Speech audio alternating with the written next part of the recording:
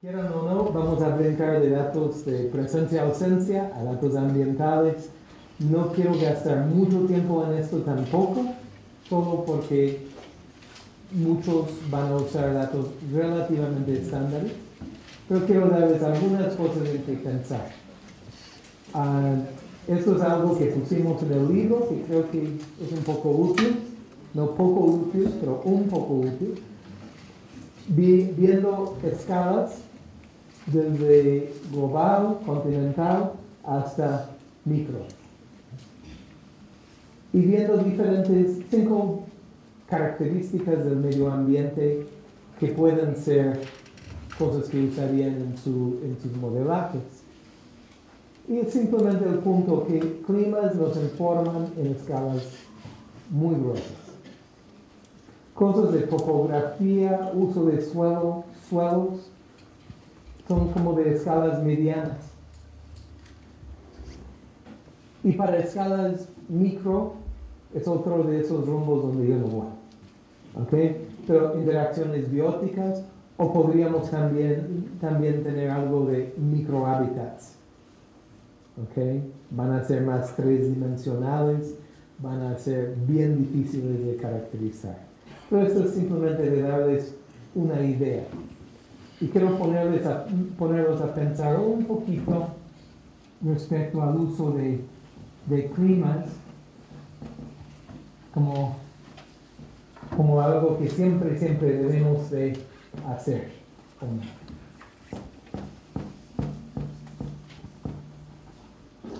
Imaginen una especie que tiene su nicho. Y tal vez el nicho se ve así. Y alguien quiere hacer, no sé, quién sabe qué es de México. O, peor aún, el M de la especie de interés puede ser bastante restringido.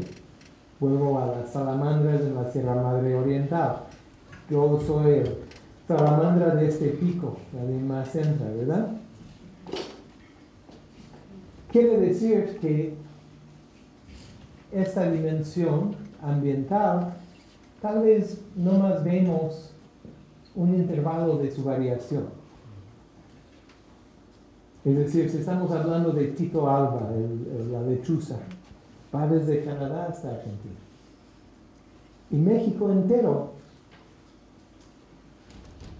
es una parte de ese espectro visto en ambiental, en dimensiones ambientales, que es muy restringido.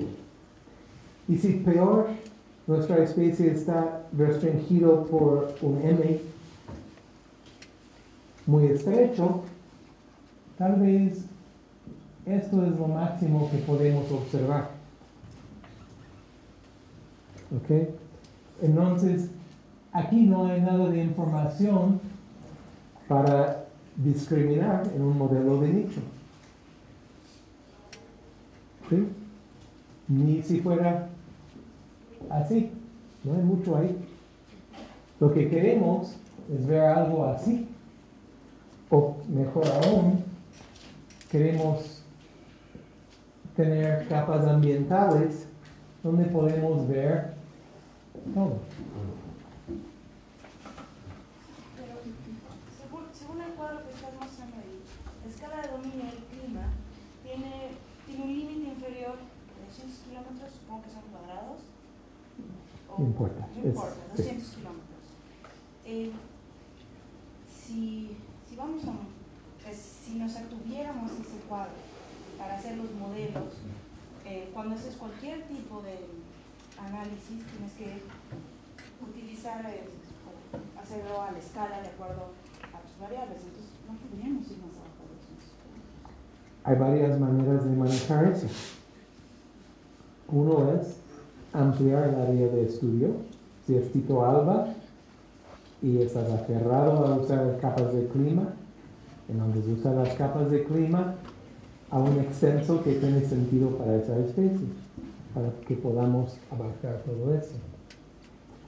Otro es usar los gradientes que sí se representan. Es decir, si estamos viendo a Tito Alba en escala gruesa, y los píxeles son de 10 kilómetros o algo así, no vamos a poder ver gradientes informativos aquí en México. Pero si mejoramos los datos a que estén más finos, tal vez podemos ver que hay un punto en el pico de Orizaba donde ya no hay lechuzas. ¿Ok? No estoy diciendo dejen ni lo hagan, estoy diciendo piensen. ¿Ok? Porque si no, simplemente climas son altamente autocorrelacionados.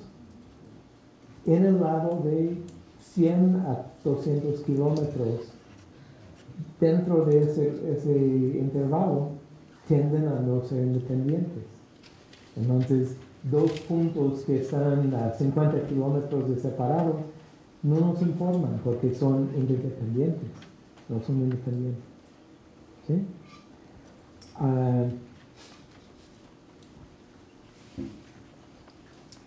Esto es un esquema muy general. Aquí en México, es cierto, no tienen gran intervalo latitudinal, pero altitudinal sí.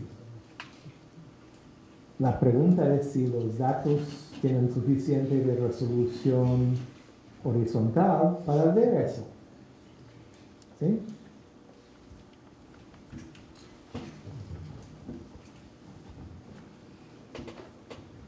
Bueno, algunas cosas positivas y negativas. Entonces, recuerdo, vale la pena, esto les dibujé ayer, que tenemos variables que son lo que influencia directo en la presencia, ausencia o abundancia de la especie bajo estudio, y tenemos otras variables que tal vez son fáciles de medir. Se puede ir al sitio de WorldClim y bajarlas en nada. No necesariamente son las más informativas. Idealmente habría uno aquí que sale en WorldClim que sí influencia directo. ¿Ok? Simplemente el pensamiento es que estamos buscando dimensiones relevantes. Entonces, datos de clima, muy comunes, muy fáciles de encontrar. Pueden ir al sitio de WorldClim, pueden ir a los datos de Climate Research Unit de Inglaterra, y hay debates de cuál vale más. Aquí en México, Osvaldo les hizo el favor de preparar capas de climas. Conavio sirve capas de climas. Entonces es bien fácil. ¿Ok? Otra cosa que recomienda usar datos de climas son que en el tiempo tienen mucha autocorrelación, no cambian rápidamente en el tiempo. ¿Ok? Es hasta clima, la diferencia entre clima y tiempo es que clima es promediado a través de mucho tiempo. Y tiempo es que ahorita está caliente o ahorita está lloviendo afuera. Una cosa que quiero mostrarles, que les debe de preocupar un poco. Hubiera tenido esta imagen en mi presentación, pero el hotel no tiene una red que sirve más que palabra que me voy a decir. Vamos al sitio de WorldClim. Quiero que contemplen un poquito la base de esos datos que todos felizmente usamos.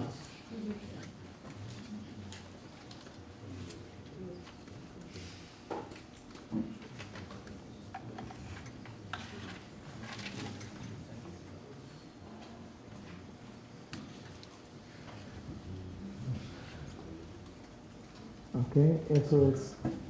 Ese es el mapa de estaciones climatológicas que tienen todo el conjunto de datos que se necesitan para producir las 19 variables bioclimáticas. Y básicamente es buenos datos para WorldClim en Estados Unidos, México, partes de Sudamérica y mucho del mundo vacío. ¿Okay? Me topé con una estudiante que estaba levantando análisis de variación de clima a través de Mongolia. Y la llevé a este sitio y le dije, mira, dice chino. ¿Okay? Y se nota esto rapidito. En Estados Unidos, en esas partes rojas, pues ves bastante detalle en las capas. Si ves las capas en el Sahara o en el este de Asia, van a ver curvas bien amplias o van a ver como un blanco, donde una estación dio algún resultado que era como diferente de la planicie que quería, o la superficie que quería ajustar el algoritmo, entonces crea como un cono. ¿Okay? Son cosas que deben de estar viendo, deben de estar buscando, y si ven eso en los datos ambientales que están usando, no los usen. No deben de ver así contornos muy amplios, muy lisos, porque eso no es información que les va a servir bastante.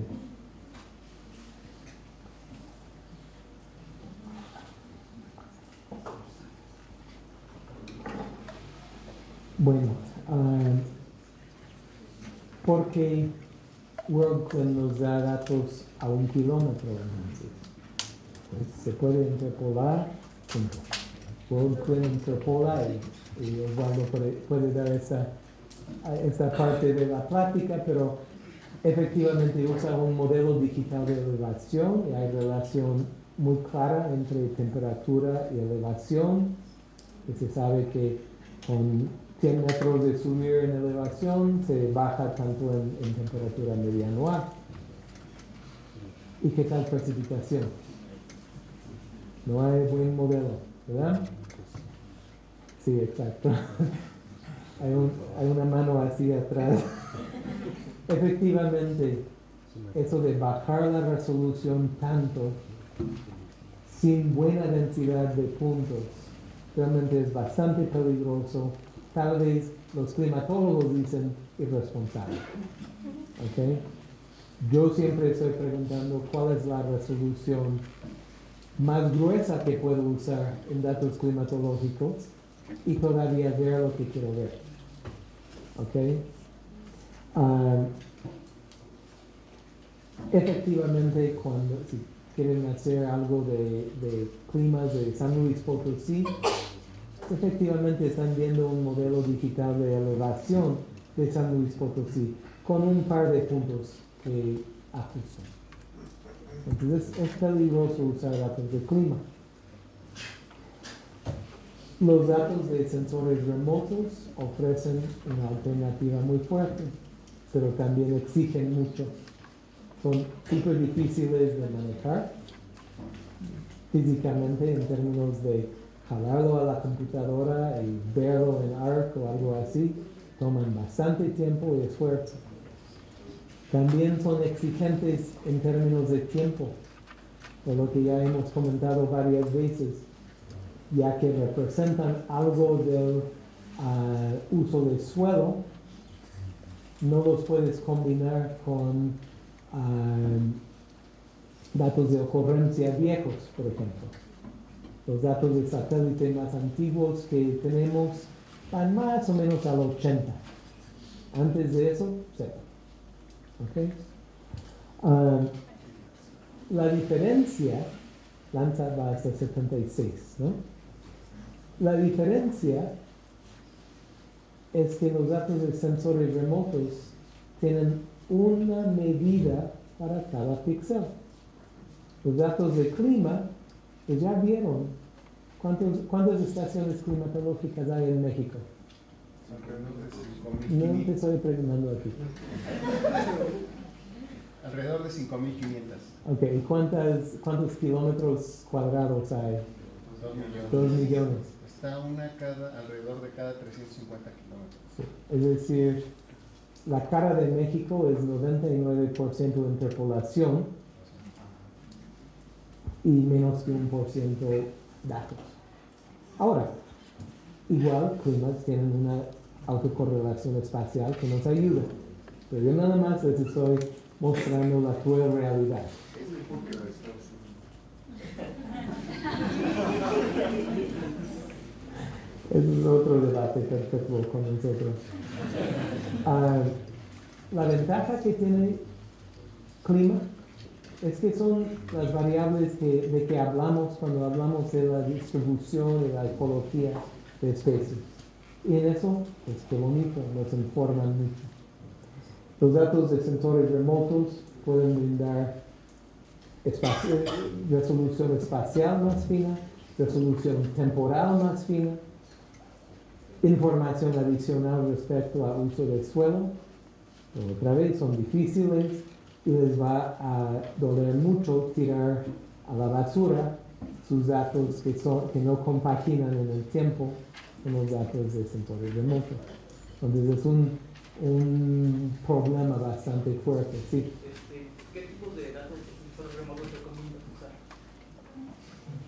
Hay mucha opción. Lo que yo he probado, y hay, a ver, ¿dónde está Ana? Ahí está. Ana de Alemania les puede platicar del trabajo que ella ha hecho en más detalle, pero las lecciones que yo les ofrezco es que los índices de vegetación tienden a servir más que los datos crudos, que los datos espectrales crudos. ¿Es that fair, Ana? Yeah, Okay. Y más allá que eso, no hay consenso respecto a los índices. El equivalente de los datos bioclimáticos, de los datos de clima, debemos de tener eso mismo para los datos de sensores remotos. Es decir, vamos a ver.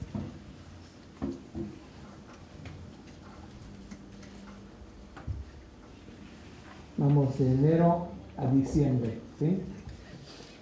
Y tal vez usamos NDVI o EVI, pero son índices de vegetación, los comunes.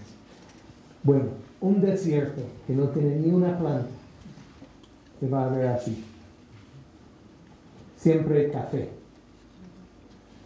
Una selva perennifolia se va a ver así.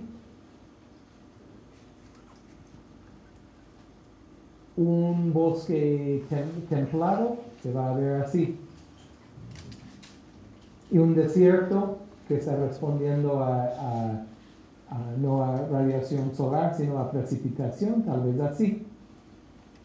O tal vez así.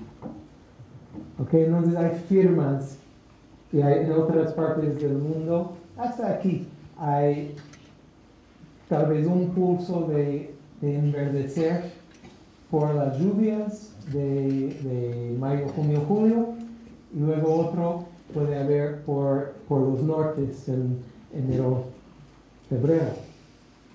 ¿Ok? Esas firmas nos pueden enseñar muchísimo, pero tenemos que describirlas bien. Entonces hay cosas obvias como el máximo, el valor máximo y el valor mínimo, o el intervalo entre y medio, pero los que trabajan sensores remotos realmente tienen herramientas muy, muy fuertes que describen la periodicidad, la amplitud, varias características de las fluctuaciones estacionales en esos datos. Can you say that there's a consensus on a good method, or is it still all in flux? Well, there are certain metrics that many people use, like the ones who set the maximum, the minimum, the range, and so on. And in the remote sensing community, there's quite a lot of research going on how to relate this remote sense phenology to in situ phenology. So this is how people start to figure out different measures for the green up, for the senescence, and try to relate it to field measurements. So I think in the future there's going to be more input variables available, which also capture the green up, the senescence, and so on. Que en la comunidad, bueno, que esos que les escribí, esos son como los comunes, sí. Pero que en la comunidad de sensores remotos, ellos están explorando mucho cómo describir la relación entre, por ejemplo, precipitación y temperatura y la respuesta de la vegetación, y también cómo va envejeciendo la vegetación, cuál es su respuesta espectral a pues que la hoja ya no es verdecita, ¿ok?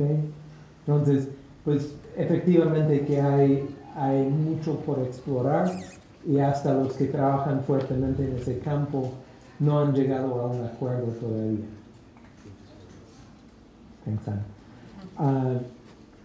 Entonces esos son detalles que están en flujo todavía.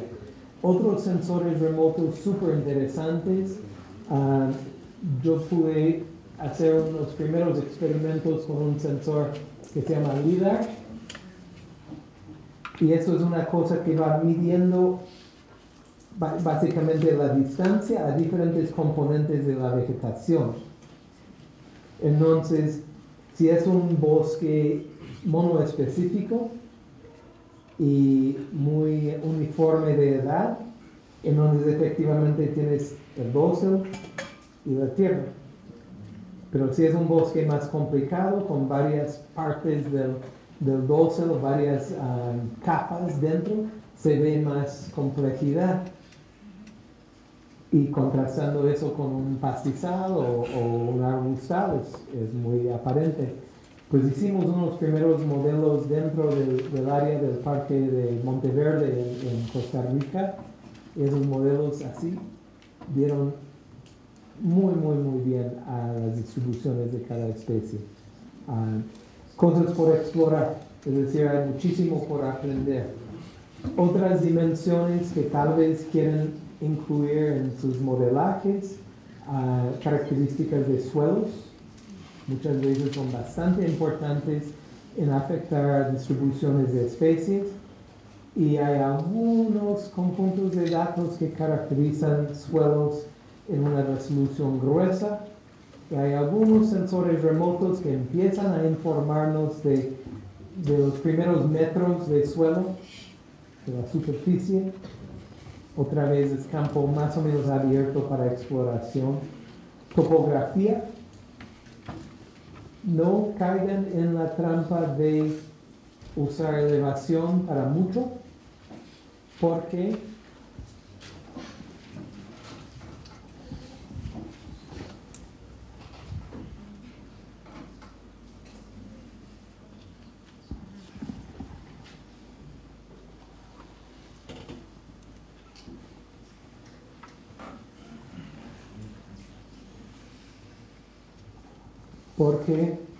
elevación es uno de estos muy indirectos. Les voy a demostrar eso. Vamos a 2.500 metros en Michoacán. Para mí eso sería de los climas mejores en el mundo para el ser humano. ¿Sí? Templado, seco, productivo. Entonces nos gusta 2.500 metros, ¿verdad? Vamos a la misma elevación en la Antártida. ¿Qué les parece? ¿Sí? O hasta en el Ecuador, y está de más de caliente húmedo para mí. ¿Okay? Entonces, elevación es muy indirecta. De topografía, cosas que informan bastante pueden ser aspecto, porque la exposura norteña puede puede tener más o menos radiación solar dependiendo en cuál hemisferio estás, cosas así. ¿Okay? Pendiente. Y también hay un producto que se llama índice topográfico, que efectivamente discrimina entre sitios así. Aquí va a haber mucho drenaje y aquí se va a acumular agua. ¿Ok? Cosas así. ¿En qué sitios aquí? Ok, en la página de web que Jorge les mostró. Perdón, que yo diga. Estos productos topográficos están en un sitio que se llama Hydro 1K de US Geological Survey. Pero igual todo eso se puede generar de cualquier modelo digital de elevación, además que toma un poco de trabajo.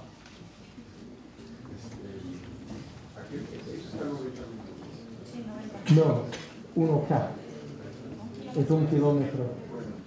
Entonces, para México hay mucho más elevación. Hay modelo digital de elevación entre 30 y 90 metros. Mejor usen 90. Eso es el conjunto de datos que se llama SRTM. Hay otros, pero van a tener que fabricar sus propias capas de pendiente, aspecto, índice de topográfico, todo eso. ¿Ok?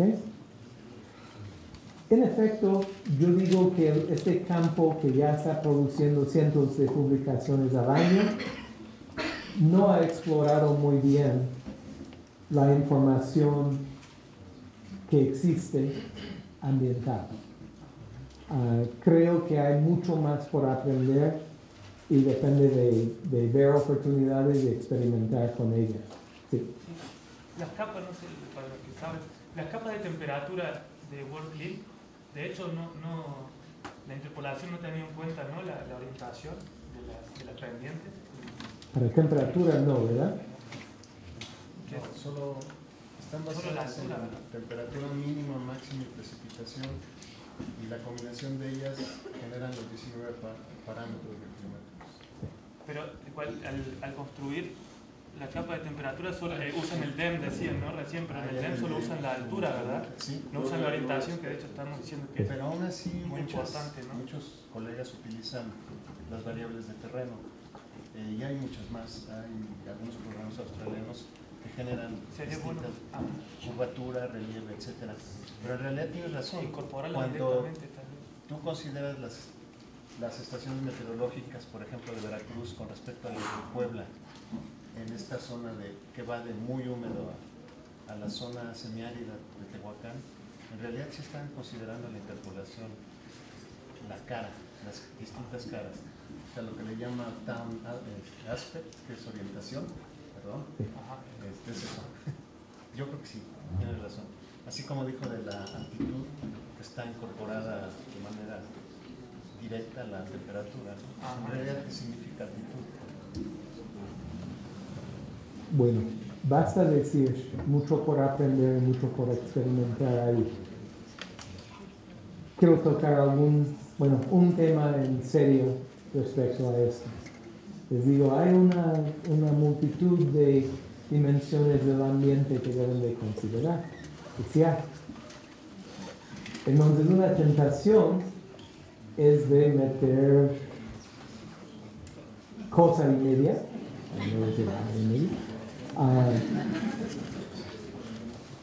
en el modelaje. Más información es mejor, ¿verdad? Entonces, eso llegó a un extremo. El que inventó GARP, se llama David Stockwell, trabaja en San Diego Supercomputer Center.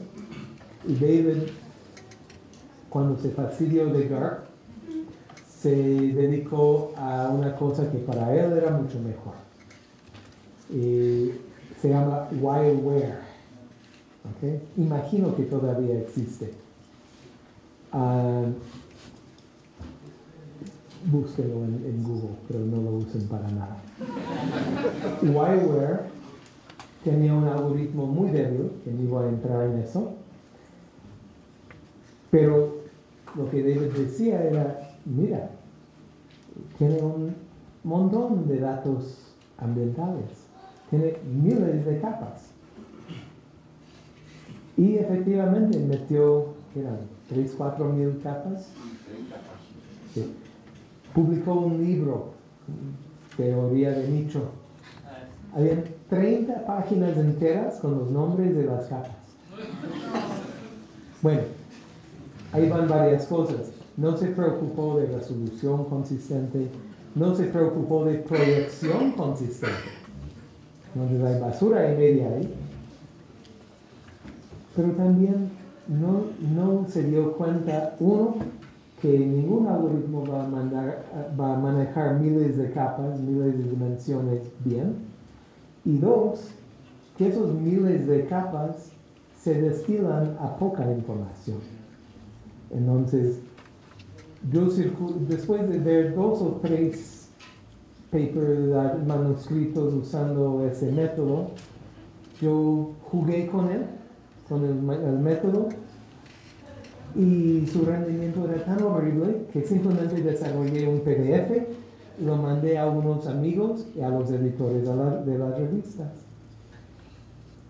Pues meses después veo que David logró publicar la presentación de Wire y lo estaba vendiendo, no vendiendo por dinero, pero vendiendo, esto está muy bien, esto es mejor. Entonces me enojé, entonces publiqué un artículo que se llama Why Not, Why Where. Y en eso tomé las 19 capas solo para demostrar que 3.000, 5.000 capas no son 5.000 dimensiones. Entonces tomé las capas bioclimáticas de WorldClim, porque las tenía a la mano, e hice un componentes principales. Es decir, roté la nube y reducí las dimensiones al número de dimensiones que realmente son informativas. Y para todo Norteamérica, incluyendo a México, 19 capas bioclimáticas se destilan como a 6 componentes significativos. Es decir, una cosa universal es que medidas del medio ambiente se correlacionan. Otra cosa universal es que casi el algoritmo que quieras se va a confundir cuando tiene que ajustar un modelo en un espacio muy dimensional. ¿Okay? Entonces eso nos debe de llevar a querer reducir dimensionalidad. Les voy a mostrar un ejemplo. Esto es algo que hice con un ex estudiante de Adolfo, ex estudiante mío ahora. No, es que le cortamos, terminó su doctorado. Pero esto es con base en unas hormigas que son invasoras en Estados Unidos. Había salido un análisis de esas hormigas. Y el análisis era bien interesante porque argumentaba que el nicho de esta especie había cambiado cuando invadió a Estados Unidos.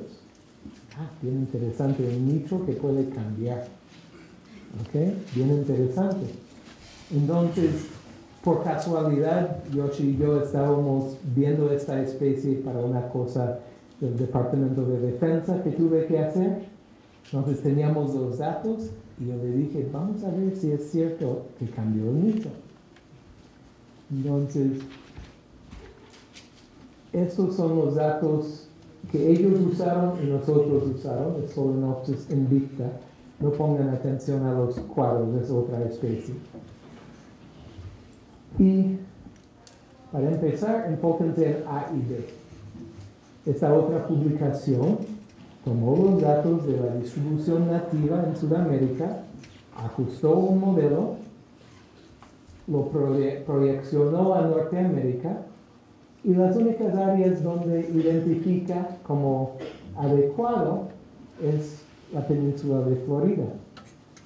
Entonces ellos dicen, la especie ha llegado hasta acá. Hasta llegó a Lawrence. Sí, lo erradicaron, pero sí llegó. Entonces dicen, ven, el nicho cambió, porque el nicho en Sudamérica no nos informa acerca del nicho aquí, porque obviamente aquí van más hacia lo templado, hacia lo frío. Y este género de publicación agarró fuerza y 3, 4, 5 artículos salieron diciendo, mira, el modelo de nicho no predice bien, entonces cambió el nicho. Ven que los nichos evolucionan muy fácilmente. Pues a mí me fascina eso. Nosotros publicamos algo en el 99 argumentando que nichos no comúnmente cambian, no fácilmente. Entonces, ¿qué pasó? Pues ellos usaron las 19 capas bioclimáticas. Y alguien aquí me dijo que estaba modelando especies invasoras en Europa y que nada tenía distribución potencial en México y Norteamérica. Misma cosa.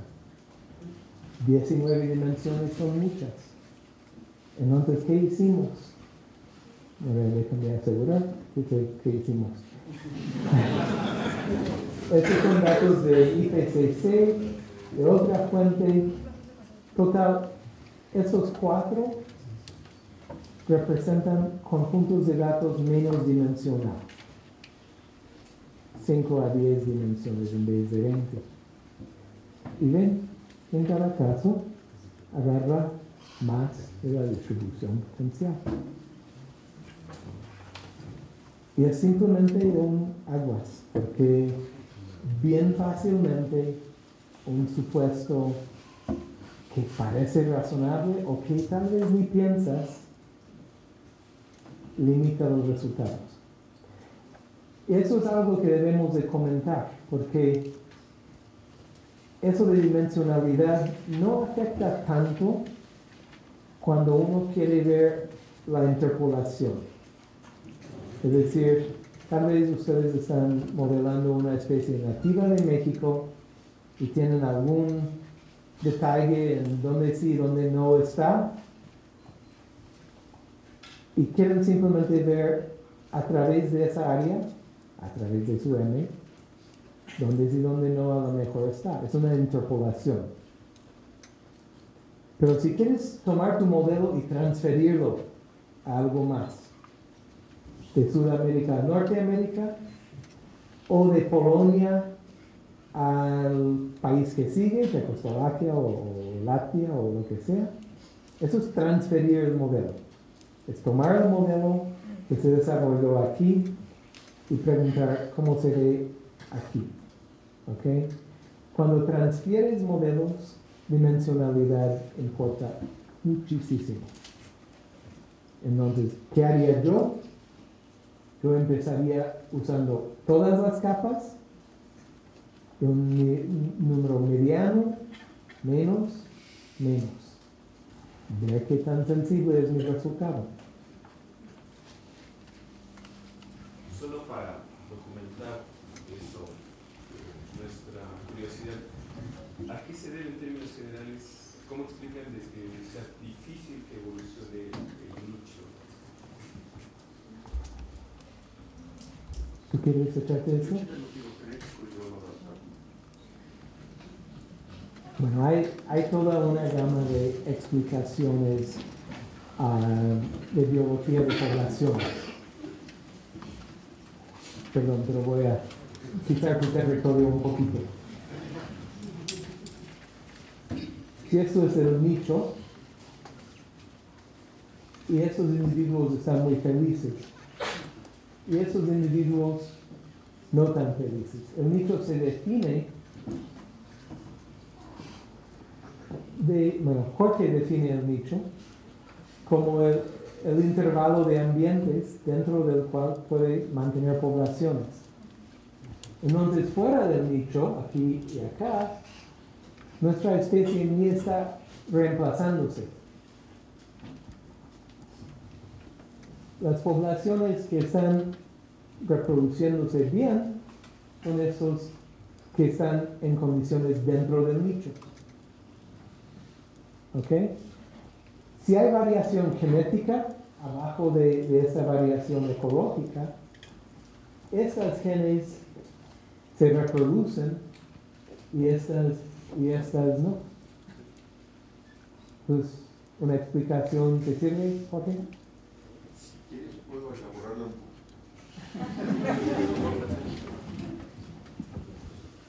Espera. Imagínense que... Espérate. No puedo hacer... Pero no se va a grabar. Se está grabando. La idea básica, teórica de esto, es un cuerpo que se llama ONU. La idea es muy simple. Se pregunta, si yo tengo una población que de repente está fuera del nicho, o sea, que hubo un cambio climático o lo que sea, y quedó fuera, o sea, ya no está en condiciones reproductivas o apenas está muy baja su tasa de su adecuación. Para que se pueda adaptar va a tardar un cierto tiempo. Y para que se extinga va a tardar otro tiempo. Vuelvo a decir, imagínense que aquí estaba la población, pero cambió el clima. Antes vivía muy a gusto, ahora ya no. Entonces, se va a extinguir en un cierto tiempo o se va a adaptar en otro tiempo. Lo que se preguntó Holt es cuál es la diferencia entre el tiempo para extinguirse y el tiempo para adaptarse. Y lo que encuentra es que en general, para muchísimas combinaciones de los parámetros demográficos que definen esto, que son las tasas de natalidad, las tasas de reproducción, etc., el tiempo de la extinción es mucho más rápido que el tiempo de la adaptación. Esa es la razón esencial. Bueno, ahora imagínense que no es un solo punto, sino que son varios. Están en una retícula. Y entonces también hay movimientos. O sea, hay otro efecto que también es tremendamente importante, que se llama el efecto de Halley, porque el primero que lo pensó fue Halley en 1956, que es que estás en la periferia del área de distribución. Aquí las condiciones son las ideales, ¿no? Y aquí estás ya en las zonas con menor adaptación. Pero hay una presión selectiva todo el tiempo para adaptarse a las condiciones que están fuera del nicho. Pero aquí las densidades de población son muy bajas y aquí son muy altas. Entonces estás recibiendo todo el tiempo migrantes que están adaptados a otras condiciones diferentes. Entonces están todo el tiempo mal adaptando a los que están en la periferia. Eso es el efecto de Halley y ese también es bien importante. O sea, hay como que 2 o 3 argumentos de este estilo que explican la razón por la cual los nichos parece ser que tardan, o sea, que se mueven muy despacio y son muy conservados. Brown hizo toda una revisión de literatura para ver, también importa mucho la escala de tiempo, y también importa si lo que quiero decir es esto de adaptación o herencia, un clavo que se separa en dos, cómo es la herencia del tipo de nicho, ¿no? Pero hay una serie de argumentos bastante amplios que indica que deben de evolucionar lento, y esa es una gran ventaja para uno, porque es lo que te permite transferirlos, ¿no? Y hacer predicciones de cambio climático y hacia el pasado. Si no, no podría uno. Solo un comentario. Sí. Cuando mencionas el primer ejemplo, que dices que la población cambia las condiciones ambientales y sale del nicho, en realidad no. Está en su nicho, pero cambiaron las condiciones ambientales. O sea, su nicho fundamental no ha cambiado. Exacto. No se salió, solo cambió. Sí, exactamente. O sea, en los dibujitos que pusimos ayer, aquí está el nicho fundamental, aquí estaba la población, porque es el clima, es un espacio ambiental, y lo que pasó fue que de repente la población ahora está acá. Y No tiene porque presión se mudó de selectiva. sitio, sino porque el sitio cambió. Pero no Sí. se sale de su nicho. Bueno, No, el nicho fundamental se es el encuentra mismo. fuera de su nicho. La pregunta que se hace uno es cuál es. Es un argumento tipo semántico, no importa. Lo que importa es cuál es la presión selectiva para regresarlo y si va a poder adaptarse antes de extinguirse. Y lo que muestran los modelos matemáticos, las ecuaciones, es que más bien nunca o muy rara vez tiene que adaptarse rapidísimo, tiene que tener heredabilidad altísima, tiene que tener una tasa de mortalidad bajísima, toda una serie de condiciones que son las que permitirían que se adaptara, que hubiera evolución del nicho. Y esas son raras, es una combinación de muchos factores diferentes. Esa es la idea esencial. Bueno, entonces, evidencia conceptual de por qué debe de ser, pero también en su año sabático de Jorge, 98-99, y también con Víctor Sánchez Cordero, hicimos un estudio donde tomamos grupos claros donde teníamos una filogenia. Es una filogenia muy fácil de tener porque tiene 2 taxa no más.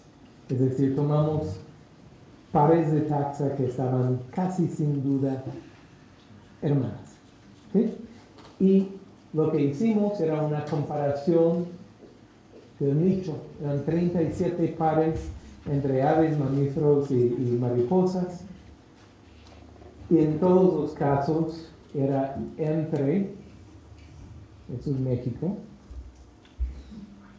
entre las sierras de Sierra Madre del Sur, occidental, oriental, contra más al sur que el istmo de Tehuantepec.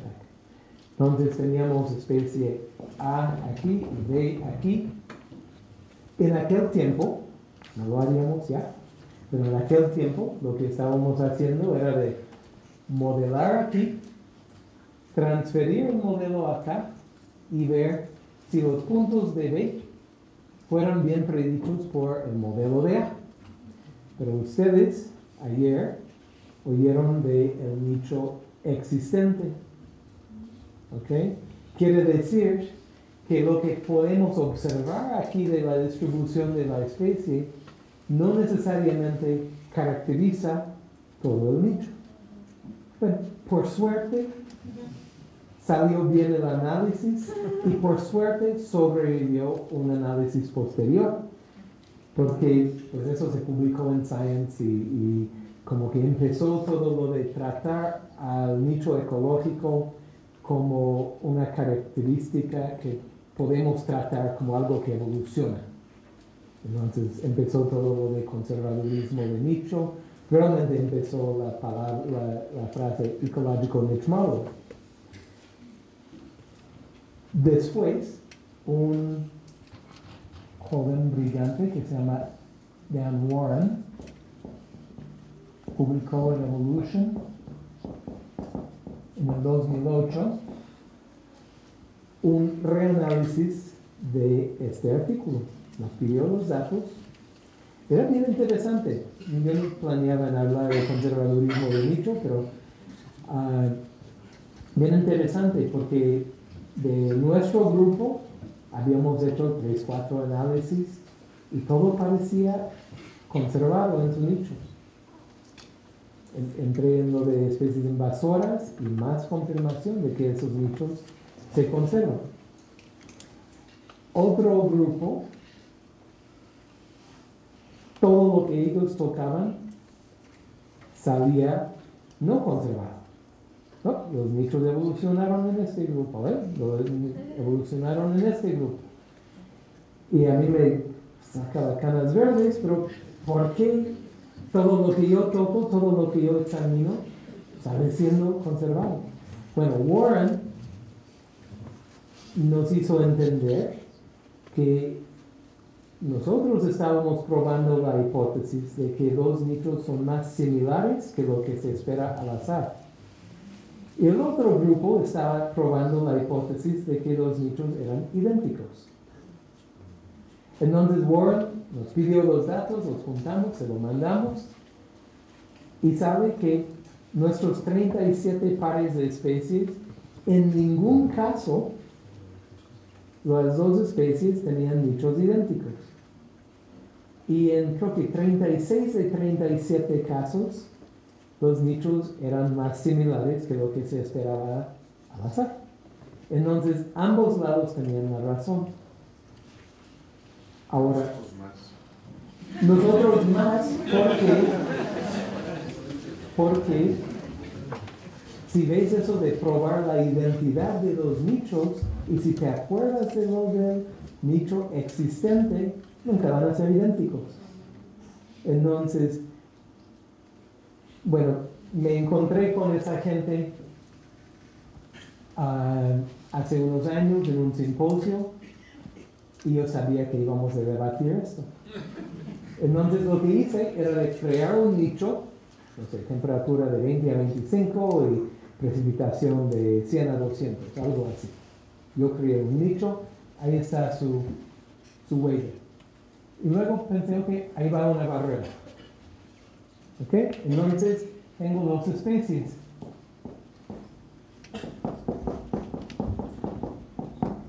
¿Sí? Probé si los nichos eran idénticos. No. Esa especie está más al norte, un poco más húmedo, su área de distribución dentro de ese nicho. Entonces no son idénticos. Y luego probé usando la prueba de similitud inesperada y sí, eran más similares que lo que se espera al azar. Uno del otro lado levanta la mano y dice, tú estás jugando no de manera unfair, no justo. All's fair in love and war.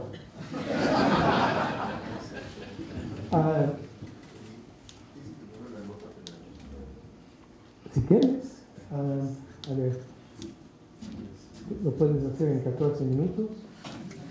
En lo que Jorge va jalando una cosa que acabamos de publicar que habla de esto mismo. Tengo una pregunta rápida, nada más, volviendo más a la realidad.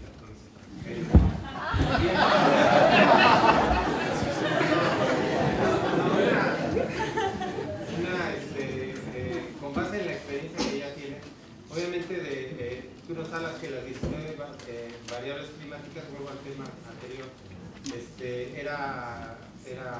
son de alguna manera redundantes. Sugieres que juguemos reduciendo para ver la sensibilidad, pero, y eso debe de variar con el grupo obviamente, pero en plantas, que yo creo que son muy importantes y muchos de los dichos responden a las plantas, probablemente hay alguna sugerencia más fuerte que ustedes nos pueden decir. De esas 19 variables, ¿por qué no deberían utilizar tal vez esto? Yo creo que eso es lo que iba a decir, lo que Jorge sacaba. No lo necesito. Para reducir dimensionalidad, 3 sugerencias. Una es exactamente eso, de conocimiento previo del grupo, de la especie, del clado, de su fisiología, si hay ciertas dimensiones que uno debe de empatizar. ¿Ok? Eso es una posibilidad. Claro que estás suponiendo que conoces bien la fisiología de ese organismo. 2, muy práctico, muy fácil, es simplemente sacar una matriz de correlaciones entre, digamos, esas 19 variables, buscar correlaciones altas y de cada par tirar uno a la basura. ¿Ok? Se puede. Y tu otra opción es un análisis de componentes principales donde reduces la dimensionalidad y sacas nuevas dimensiones que por lo menos parece que son independientes y más cargados de información. Entonces esas son 2 cosas muy prácticas. ¿Sí? En cuanto a los componentes principales, ¿utilizas los valores de los componentes principales o utilizas los valores originales? Los valores de los componentes, porque lo que quieres es un análisis de componentes principales. Si tengo una relación así, para describir este punto en el espacio original necesito datos de 2 dimensiones y el componente lo describe en 1. ¿Ok? Entonces, bonito porque reduzco por 1.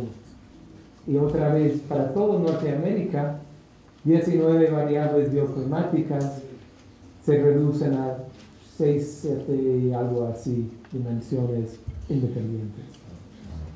apúrate, Jorge, porque... ¿Que son cuáles?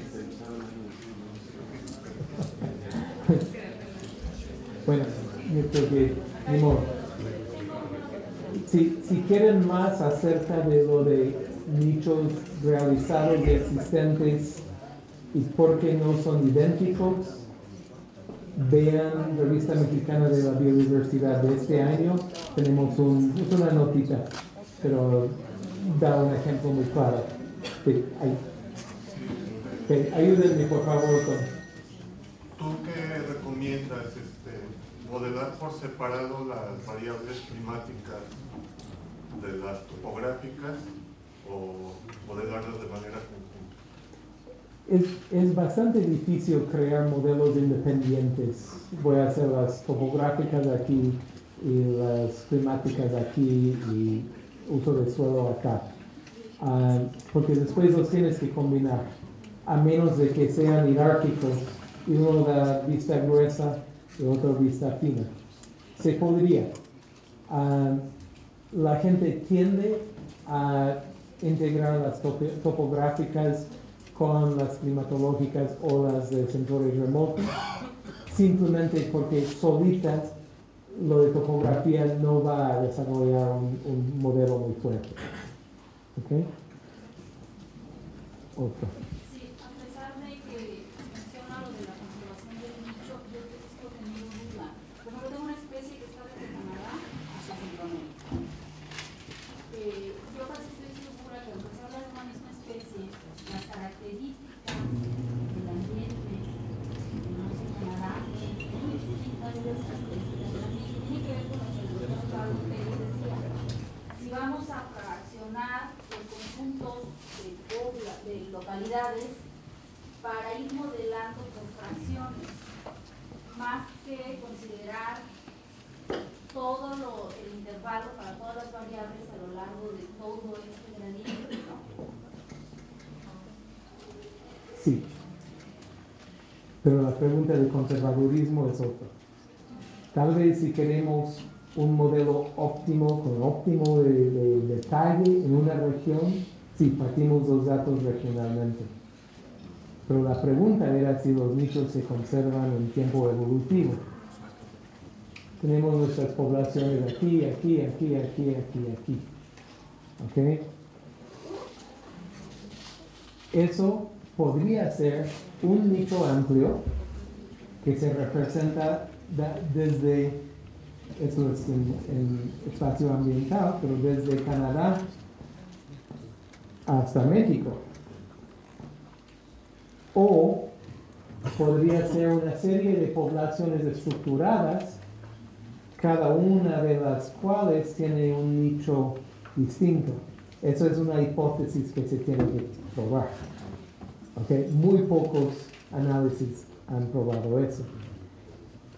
Y esas ideas de Warren son críticas, porque la prueba de similitud inesperada de Warren es básicamente la única prueba que tenemos que nos permite especificar el N. Entonces, puede que esta población y esta población sean muy distintas en su ecología, pero también el fondo es muy distinto. ¿Ok? Aquí está más frío, aquí está más caliente. Entonces, lo que tenemos que probar es, dado lo que es disponible a cada población o cada especie o cada lo que sea, si nos sorprenden en lo distinto que son. Entonces, con Jorge todo es un elipsoide. ¿Está, verdad? Le encanta porque es una ecuación, no simplemente un intervalo, y porque es una ecuación que es suficiente de complicado que impresiona a la gente. ¿Okay? Y lo que hicimos, aquí está Norteamérica en espacio geográfico y en espacio ambiental, es el mismo nicho, pero lo vimos en dos ventanillas. y vean que lo que se ve de ese mismo nicho es diferente entre las dos ventanillas. Entonces esto es una trampa en que se han caído gente muy capaz y hemos tenido debates muy fuertes porque da muchísima tentación decir el nicho de esta población es diferente del nicho de esta población. Bueno, el nicho existente es diferente. En este caso, es el mismo nicho, punto. Porque es ese elipsoide y sabemos que todos los nichos son elipsoides, ¿verdad? Casi todos. Entonces eso es una nota pedagógica, decimos, pero creo que algunos van a decir que es una nota pedante, ¿no? Bueno, agarren más café, vamos a parar de hablar de datos, tenemos una hora más, tienen una hora de esta tortura conmigo, vamos a hablar de diseño de estudio y análisis.